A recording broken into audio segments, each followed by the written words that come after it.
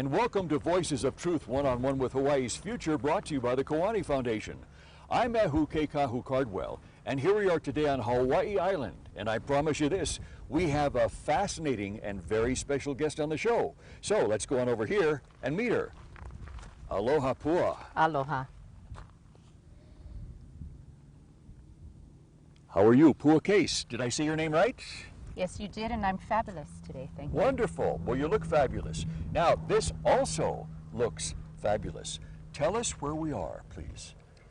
Okay, you are in between Mauna Loa and Mauna Kea today, or Mauna Awa Kea, as our Mauna is also known by, and you are in the area of Pu'uhuluhulu, flanking Pohakuloa.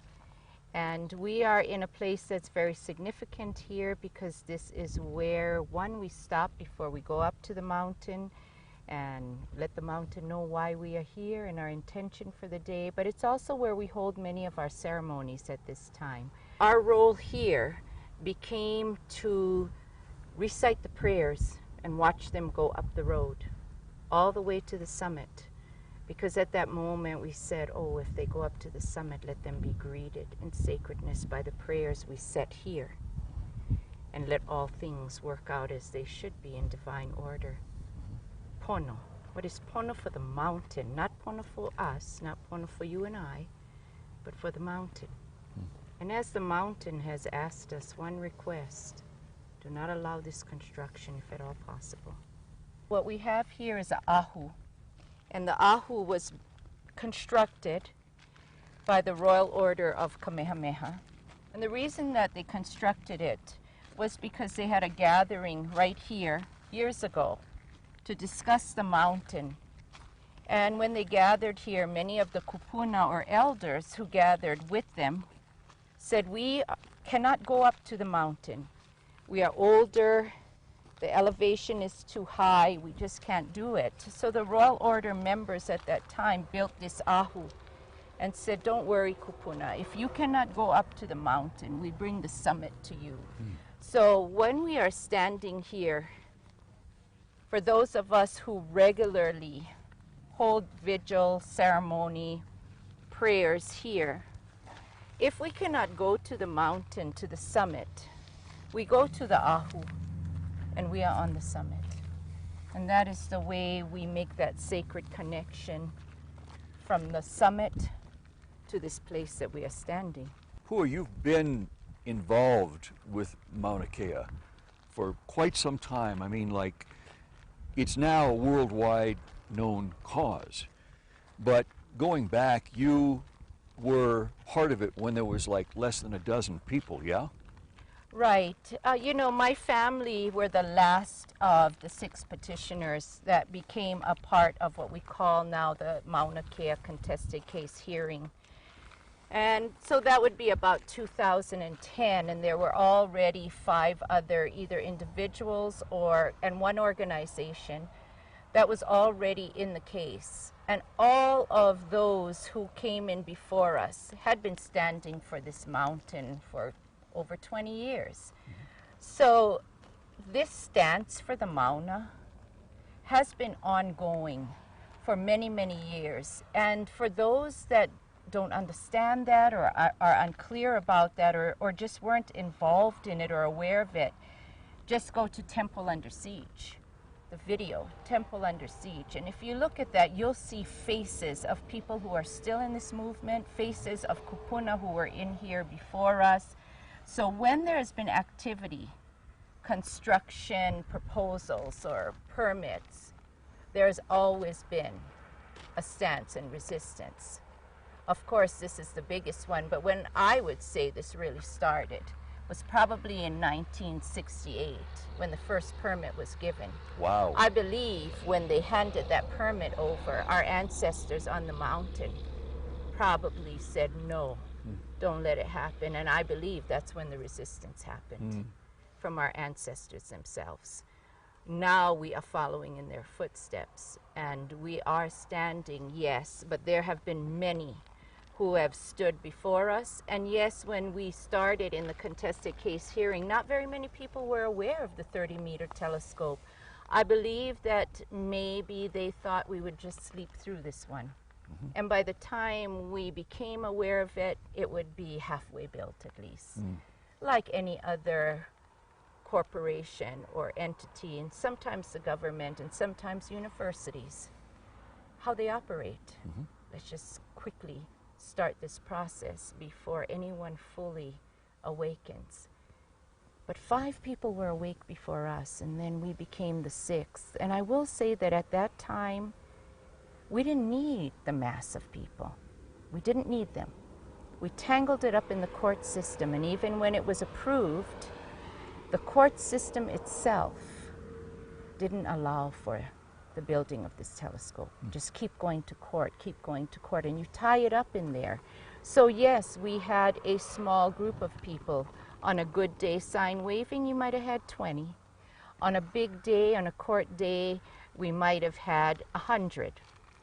But we didn't need everybody. So when people say, where were you all this time? Why now? I really want to make it clear that now is the time when it is necessary. This is divine order from our ancestors. Wait, wait, wait. Okay, now jump in. So the movement is moving by the hand and the guidance of our ancestors. We believe that. Wake and Papahana Moku, they guide our hand.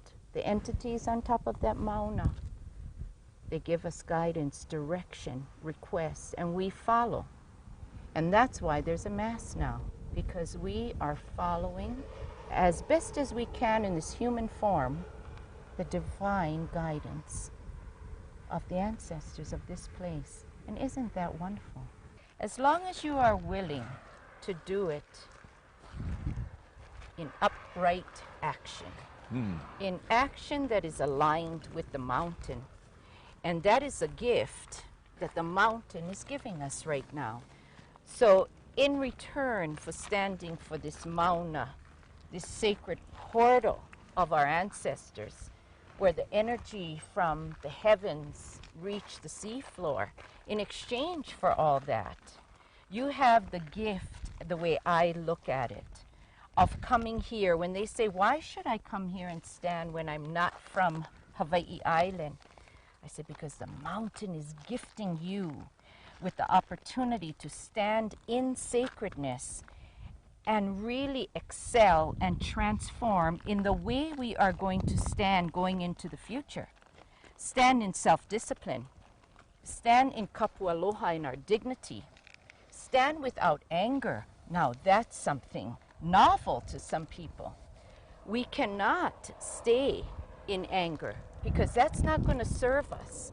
And that's not what the mountain would expect of us on the sacred temple. So when you come up the mountain, it's really easy. We just say, how would you act in the most sacred of places, be it your halipule, your church, your vahipana, your sacred place that you come from? What is your conduct? There is the conduct here. Pua, when did you first know that you were in alignment with the mauna?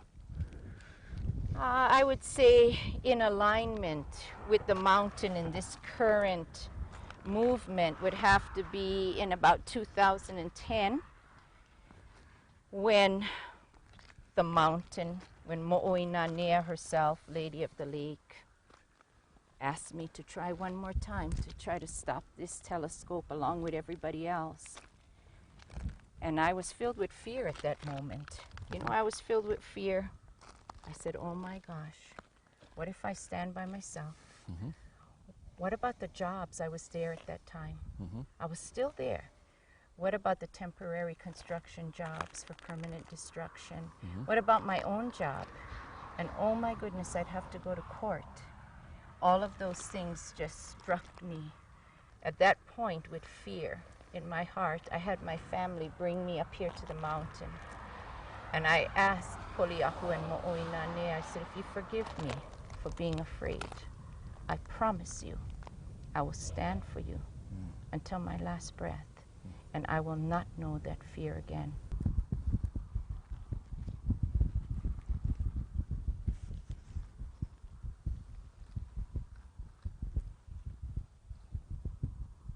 He ala, he kai higi kue ala. He ga higi mo e ala. E gua e lani e ala. He nu me lani e ala. He ge aloi lani e ala. He hola ni ku e ala. He hola ni mo e ala. Hey.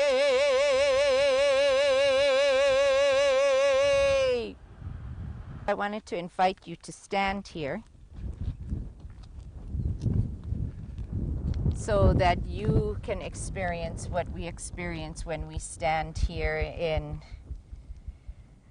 so many different ways. So when we're standing here, and many thousands of us have over time, and we are in ceremony here, or we are simply singing to the mountain in the morning or greeting the day. When the cars pass by here, we truly believe that they are being transformed. When I chant here and a car passes here, this is what I imagine. I imagine them saying, wow, did you see that? They are chanting up there. There are people who still do that. And I believe, like that car right there, that when they get to Kona and they get to Grandma's house, they're going to say, hey, you never would have imagined what I saw today. There are people who still chant. And it's something in them remembers if they're a Hawaiian, if they're Kanaka Maoli. Something in them is triggered, and they take a second look and they say, that's what I come from. That's who I still am. I better check that out. And little by little, those cars are going to find their way up to the mountain. And they're truly going to remember who they are, who they came from. That's the beauty of chanting by the side of a highway. There are times for ceremony in private, and there are times when the purpose is to not just acknowledge and honor, but to transform.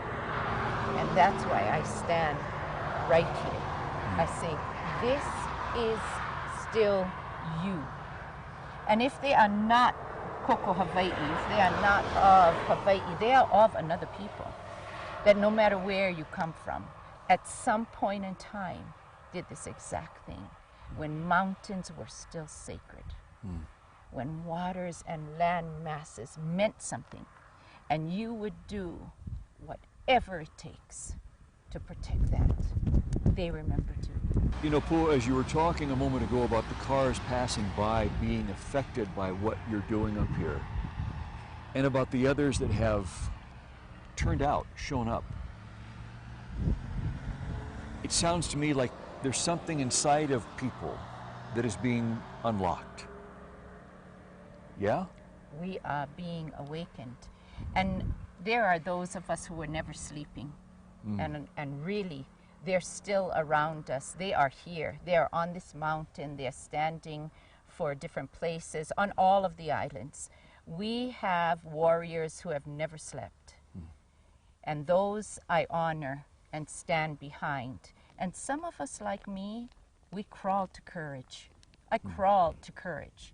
And now I am standing strong because my children demand that of me. They say, Mom, don't you leave that for me to clean up. There's no leader in this movement. There is no one person that is leading. Yes, there are spokespeople. Yes, we can say and speak because of the duration of time, the knowledge and experience we have on this mountain, but our leader is the mountain. And that is what is keeping us in the Kapu Aloha, in the Pono, in this Kuleana. We follow the voice of the Mauna. Kapu Aloha comes out of an old chant on how to conduct oneself in your highest, most sacred being. And in about 1993, we reinitiated that term when we started doing ceremony at the volcano and in other sacred places. Kapu Aloha was our guideline And Kapu Aloha was a set of rules that would govern, that would guide our highest behavior in integrity and dignity. It was a manner in which we would interact with a sacred place in a sacred manner. Because a sacred place means that a place that still teaches you, still speaks to you, still guides you. And in order to receive that, you must be at your most sacred place as well. And when we brought it to the mountain, it was because that would be the guideline that the mountain would expect. It became the training area. This sacred place would be where you would train to instill that within yourself. Because to come up a mountain for the first time, especially in the emotion of what was happening, of standing your ground when the police were coming, when the construction workers were coming, when TMT personnel coming, what would be the highest manner in which you could stand? What conduct would be your highest conduct on the mountain? Stand strong, stand quiet, stand with your kupuna above and around you, stand with the heart of the mountain within you. That is Kapu Aloha. You cannot come up here and maha'oi and hanaino.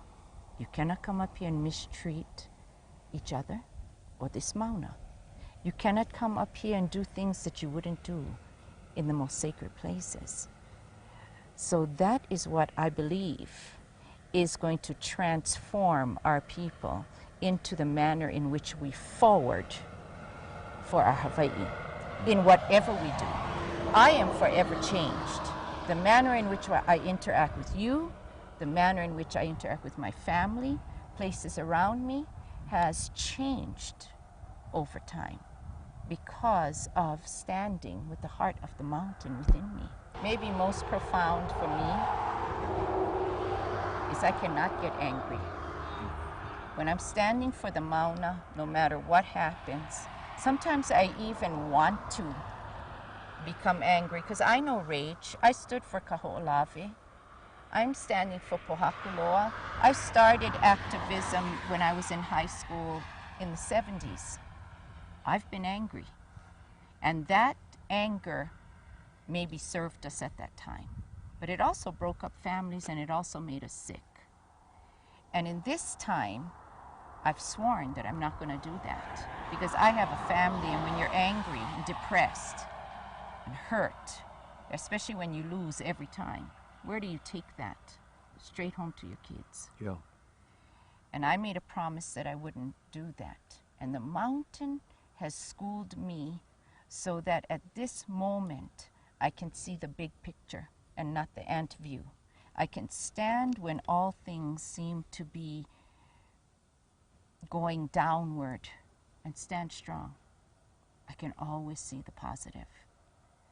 That's what the mountain has given me. Wow.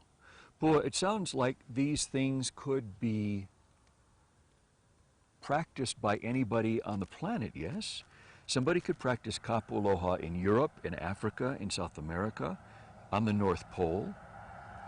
If Yes. you look far enough into your own genealogy, your own people, Kapu Aloha would have been known by another term.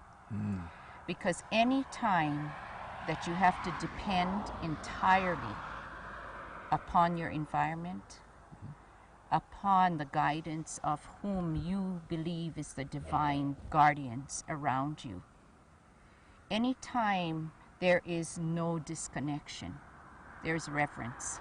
Because you have a total dependence and interdependence, you will have Kapu Aloha there. It is the manner in which you interact at your highest level with everything around you. I believe all people had to do that.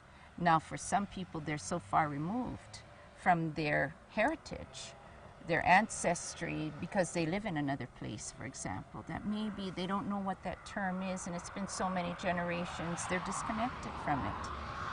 But deep within us all, there is reverence. Kapu Aloha is for right under my feet. Kapu Aloha is that mauna. And yes, wherever I go, that lives in me, but that's because I'm standing on this earth and I'm standing on this mauna. If you live somewhere else or you're from somewhere else, that term is going to be different. What it's going to look like is going to be different. We can't take Kapu Aloha along and around this earth and bottle it and make it, you know, like the term aloha, for example. Commercialize it. Commercialize it. We can't do that because you have to be in the space. You have to be standing for something. You have to be grounded where You have you to are. carry the ceremony in you, in your language, your mele, your stance, your hana, what you're doing. It belongs where you stand. So that's, to me, Kapu Aloha. That's my Kapu Aloha that I live by. This is a time, to me, when we're right on the tipping point as a people, as an environment. We're having to work too hard to stand for our cultural traditions, for the places where we conduct our traditions, our life ways. We're having to work too hard.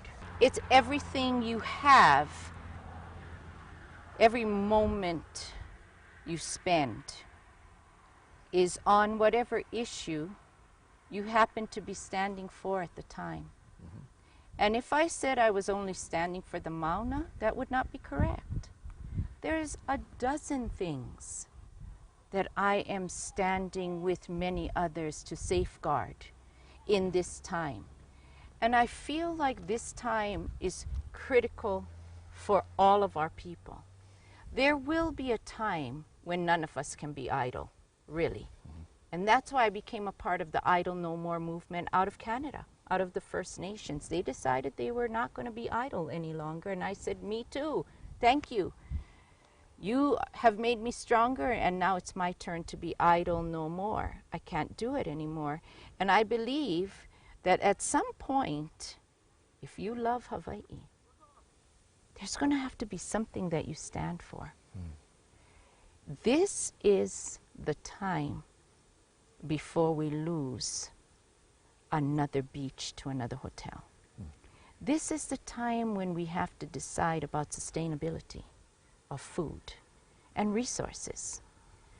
This is the time when we have to make better choices about the food that we eat that's being grown on our islands.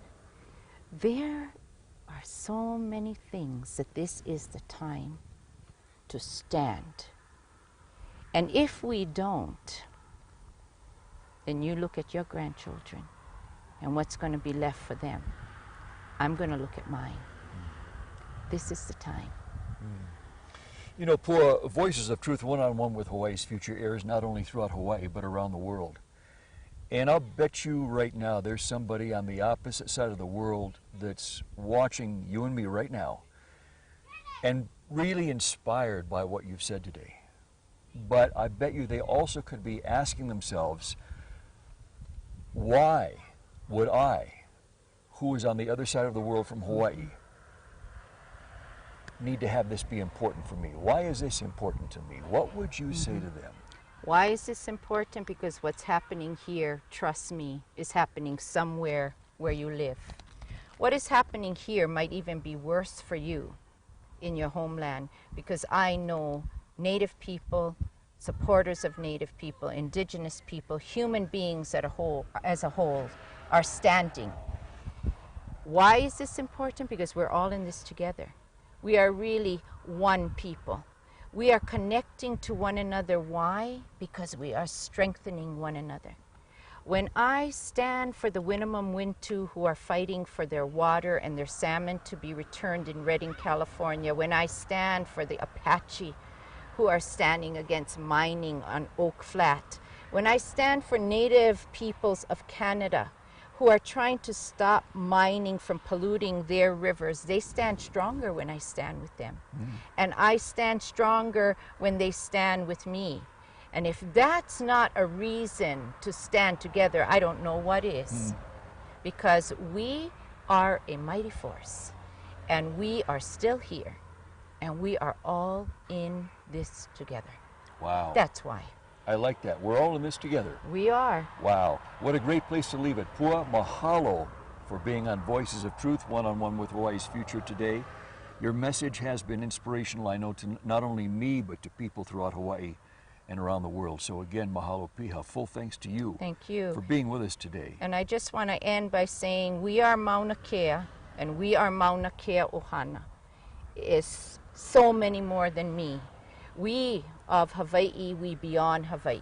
We on the continent, we around the world, we are all Mauna Kea, and we are all standing. And so aloha and mahalo to everyone that is standing for our sacred mountain, for all sacred mountains and all places around the world. Wow, that's Ew. amazing. Amazing. And to our viewers, mahalo to you for joining us on this amazing visit with Pua Case today. Remember, you can watch Voices of Truth on the web 24/7 on voicesoftruth.tv.com. And you can like Voices of Truth one-on-one with Hawaii's Future on Facebook. I'm Kapu Cardwell for the Kiwani Foundation. And until next time, ahui ho!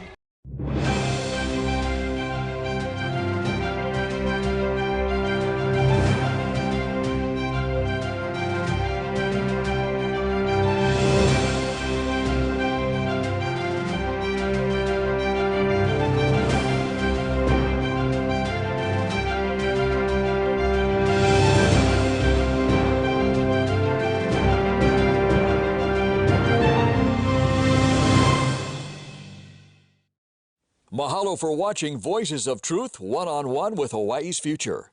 Watch us on the web 24/7 at voicesoftruth.tv.com.